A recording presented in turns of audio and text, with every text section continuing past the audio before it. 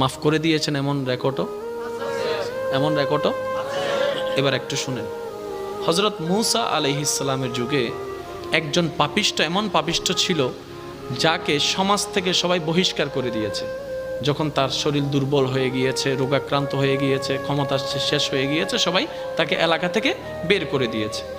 এমন একটা জায়গায় তাকে ফেলে দিয়েছে যেখানে আশেপাশে কেউ। এবার সে যখন অসুস্থ শরীর, খাবার নাই, ঘুম নাই, শরীরের মধ্যে ক্ষত বিক্ষত, একদম জরজন্য অবস্থা, যখন তার পাশে কেউ নাই, এবার সে চোখের পানি ছেলে রবের দিকে তাকিয়ে বলে, ইয়া রব, সবাই তো আমাকে ফেলে দিয়েছে, তুমিও কি আমাকে ফেলে দিবা?